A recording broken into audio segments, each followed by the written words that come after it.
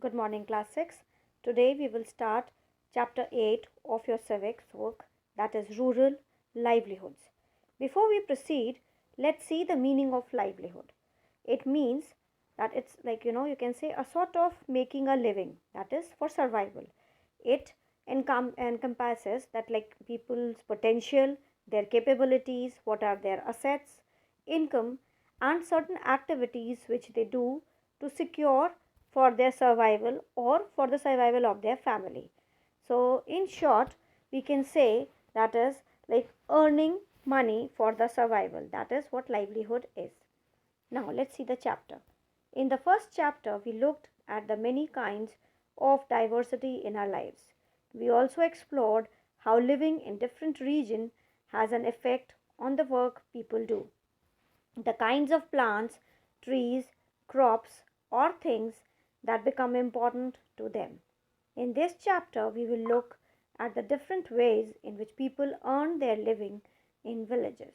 And here, too, as in the first two chapters, we will examine whether people have equal opportunities to earn a living. We will look at the similarities in their life situations and the problems that they face. So, this is the summary of what we are going to read in the chapter, that is, different ways of earning for their livelihood, then the problems which they are facing, all that we are going to read in this chapter.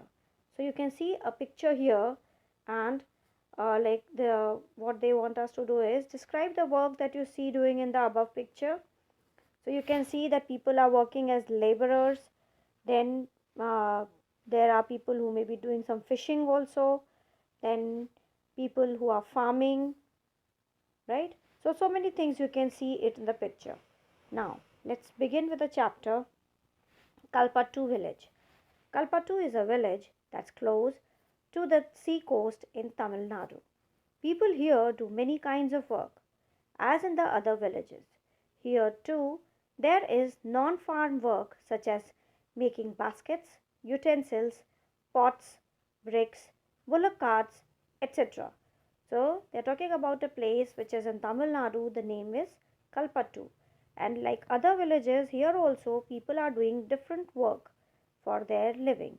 That is making baskets, making utensils, pots, bricks, etc.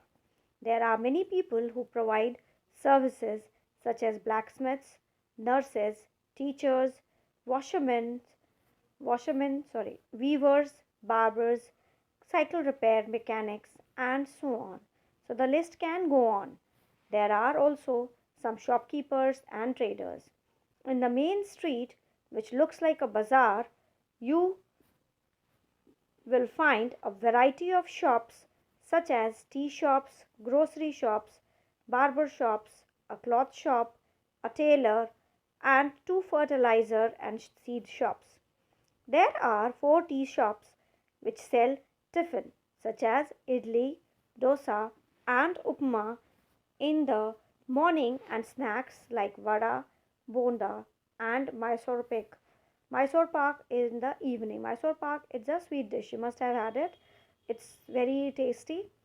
Near the tea shops in a corner lives a blacksmith's family whose home serves as their workshop. Next to their home is a cycle hire and repair shop. So here people can take cycle on rent, they pay for it, and here if somebody's cycle has some problem they can get it repaired. Two families earn a living by washing clothes. There are some people who go to the nearby town to work as construction workers and lorry drivers. So, they are talking about the village where there are different families and they are doing different work for their survival. The village is surrounded by low hills. Paddy is the main crop that is grown in irrigated land. Most of the families earn a living through agriculture. There are some coconut groves around. Coconut, sugarcane, and plantain are also grown, and there are mango orchards. Let us now meet some people who work in the fields in Kalpatu and see what we can learn about farming from them. So, Thulasia. All of us here work on Ramalingam's land. He has 20 acres of paddy fields in Kalpatu.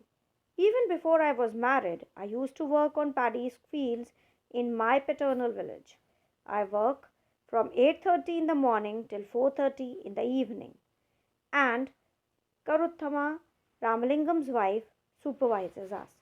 So Tulasiya says, she tells us that she used to work even before she was married. After her marriage, that means before her marriage, she was working in the area in the paternal field. That means where her parents were living.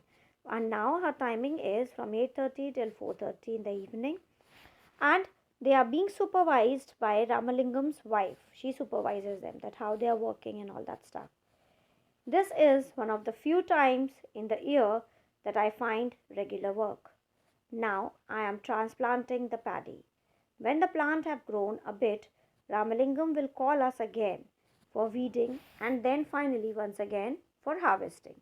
So this time they are planting it, and then she tells us that after that, right now they are doing the regular work. After that they will be transplanting the paddy. That is, they will be taking from here, taking these plants from here, and they will be planting it somewhere else. And then weeding is done. That means the plants which are not required, if they are grown here, they just take it off. And then finally once again they are called when the harvesting is done.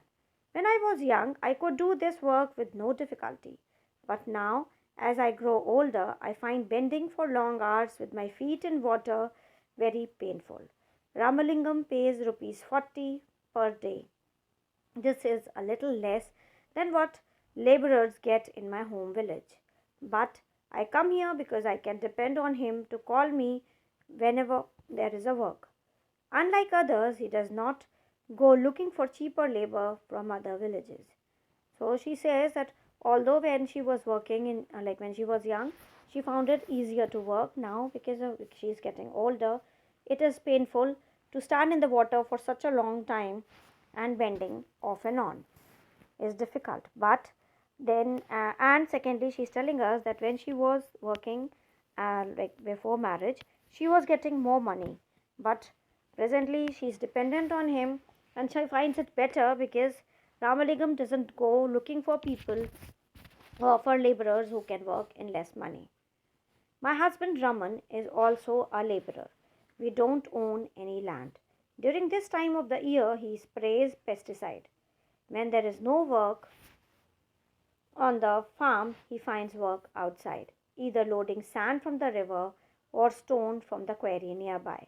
This is sent by truck to be used in the nearby towns to make houses.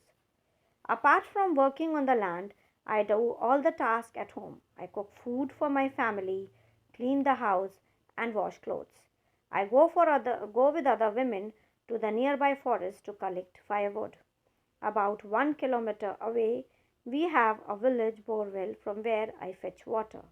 My husband helps me in getting material such as groceries for the house. So you can see that how much work she is doing in comparison to her husband. She's taking care of the house as well as working outside. Our school going daughters are the joy of our lives. Last year, one of them fell ill and had to be taken to the hospital in town. We had to sell a cow to pay back the money we borrowed from Ramalingam for her treatment. So here you can recall that how in the previous chapter Swapna was taking loans from the trade money lender, and then has to sell her cotton at very low prices. Same ways here, they have to be dependent on Ramalingam for taking loan, and therefore she had to sell off her cow because she had to return the money which she had taken from Ramalingam. So you can find the similarities here in both the stories of both the women, right? So describe the work that Tulasiya does. How is it different from the work Raman does? So you can see the difference, that she is the one who's taking care of the household chores as well as working outside to earn bread and butter or help his husband in earning bread and butter for the family. Tulasiya gets paid very little money for the work she does. Why do you think agricultural laborers like her are forced to accept low wages? So she has already given you the reason that because if they will not work, like the person who owns the land will look for laborers in the nearby villages, and they might hire somebody who is ready to work in lesser amount. Then in what ways would her way of earning a lively living have been different if Talasi owned some farmland? So obviously if she would have owned it, then it would be in her discretion, and then she would have hired, instead of working, she would have hired people, or she would have herself worked in her field. So obviously whatever earning was there, it was their own. They won't have to pay it off to or give it to somebody else. What are the crops grown in your region or nearby rural area? What kind of work do agricultural laborers do? So working of the agricultural laborer is almost similar. Crops, because they are talking about south, so therefore they are talking about paddy. When we talk about north, we can talk about the wheat. So that is all for today, class. Please read the chapter. Thank you. Take care of yourselves.